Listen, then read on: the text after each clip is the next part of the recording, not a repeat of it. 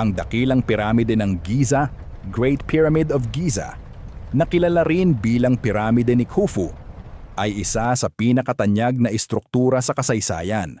Ito ay itinayo bilang libingan, tomb, para kay Pharaon Khufu, kilala rin bilang Cheops, na namuno noong ika-4 na dinastiya ng matandang kaharian ng sinaunang Ehipto, c.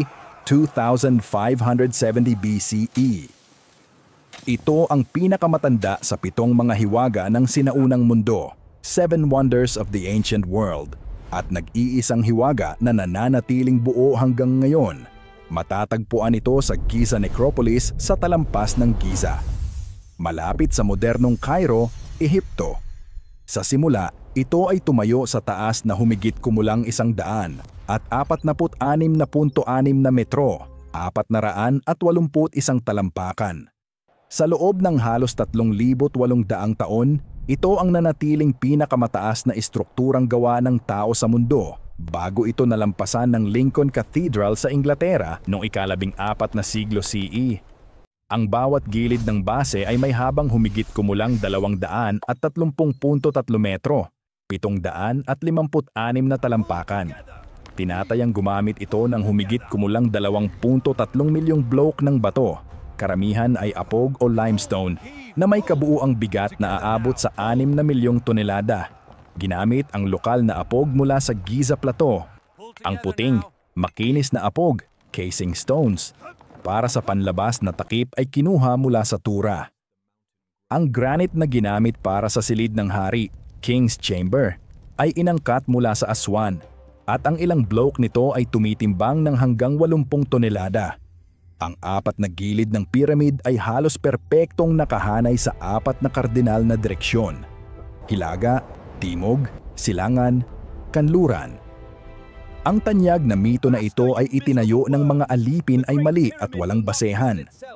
Ang ebidensyang arkeolohikal ay nagpapakita na ito ay itinayo ng libu-libong bihasang manggagawa, artisan, at magsasaka na pinakain at binayaran para sa kanilang paggawa. Ang loob ng piramide. May 3 pangunahing silid ang nakilala sa loob ng dakilang piramide. Una ay ang King's Chamber, silid ng hari. Dito matatagpuan ang isang malaking granite sarcophagus, kabaong na masyadong malaki upang mailabas sa mga daanan. Nangangahulugang inilagay ito noong ginagawa pa lang ang pyramid. Pangalawa ang Queen's Chamber, silid ng reyna. At ang pangatlo ang Subterranean Chamber, silid sa ilalim ng lupa. Hanggang ngayon, hindi pa rin lubos na matukoy ng mga siyentipiko ang eksaktong formula ng mortar na ginamit para idikit ang mga bloke ng bato. Ito ay napakatibay at mas matibay pa kaysa sa mga bloke mismo sa ilang bahagi. Noong 2023, inanunsyo ang pagkakatuklas ng isang nakatagong koridor malapit sa pangunahing pasukan gamit ang mga non-invasive na teknolohiya tulad ng muon tomography. Ang dakilang piramid ay nananatiling isang kahangahangang testamento sa henyo sa inhinyeriya at ambisyon ng sinaunang Ehipto. Maraming salamat po sa panonood ng video na ito. Kung nagustuhan niyo ang panonood, pwede po ninyong i-like at mag-subscribe at i-turn on ang notifikasyon para sa susunod na mga AI Pormasyon TV.